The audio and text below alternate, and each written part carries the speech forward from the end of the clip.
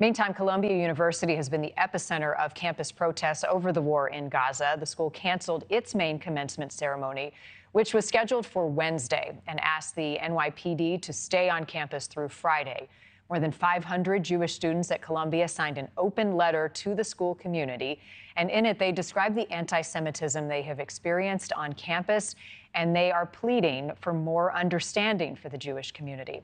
The letter reads, "Most of us did not choose to be political activists. We do not bang on drums and chant catchy slogans. We are average students just trying to make it through finals, much like the rest of you. Those who demonize us under the cloak of anti-Zionism forced us into our activism and forced us to publicly defend our Jewish identities." Eliana Goldin is one of the Jewish students who co-authored that letter and joins us now this morning. Thank you for your time and for your voice. Why was it important for you and your peers to write this letter?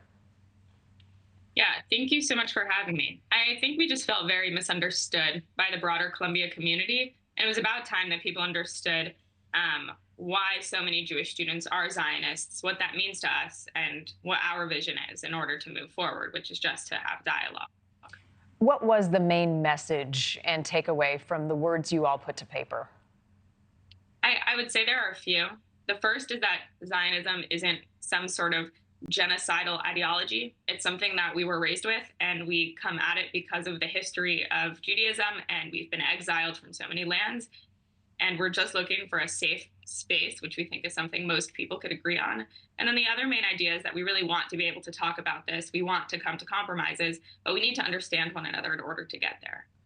Eliana, what has been the response from Columbia? Columbia itself hasn't responded. The outside world has been amazing. It's great to see people giving us more attention because up until now, most people have been focusing on other segments of the Jewish community. So it's nice to see our segment sort of highlighted in the media, but Columbia itself hasn't really said much. And what do you make of that? I'm not so surprised. The school student newspaper, the Columbia Daily Spectator, actually hasn't covered it yet, even though they just wrote an anti-Zionist op-ed that was sent in, and we emailed them a few times. But again, that doesn't really come as a surprise. Moving forward, what would you like to see happen on campus to make you and other students feel safe to push this conversation in a positive direction? My main goal is just that people sit down and talk to one another. So that could mean literally just going to a dining hall to get lunch together and have a conversation about what do you hear when you hear Intifada, or what do you hear when you hear Zionism? The things that I want are small and simple and should have already been done months ago, but for whatever reason, seem impossible for the university to achieve. Have you lost faith in your university to do, in your mind, what you believe is the right thing?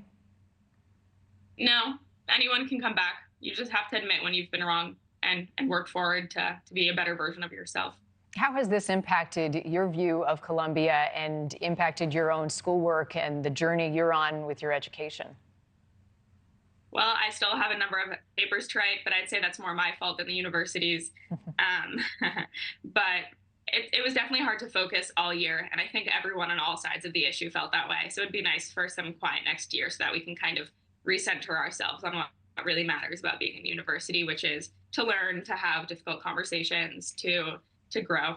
Yeah, if the summer brings an opportunity to lower the temperature, will you return in the fall? Yeah, absolutely. It's very important that Jews stay on campus and show that we're proud to be here. What are you studying, Eliana? I'm studying political science. And your plans after graduation are what? Have you thought that far? Feel free to give me a job if you have any ideas, but probably something in the Jewish world or related to education. As you watch what happened to Jerry Seinfeld, the comedian at Duke University, and some of the other protests that have played out on other campuses, are you and your group of peers at Columbia reaching out to other universities to make your own voices louder as you write this letter?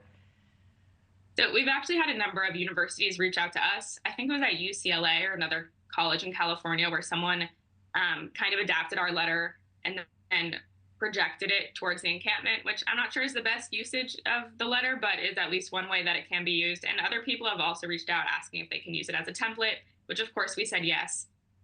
We've considered doing sort of cross-university letters where everyone signs or where alumni sign, but it was very important to us that we show that we kind of honed in on our campus, because what we want really is, like I said, to sit down and have real conversations. So if we make it about the entire world, that takes away from the fact that we all go to school together. We should be able to be friends and talk to one another. So we try. Thank you for watching. Go to newsnationnow.com to find NewsNation on your television provider. And don't forget to click the red subscribe button below to get more of NewsNation's fact-driven, unbiased coverage.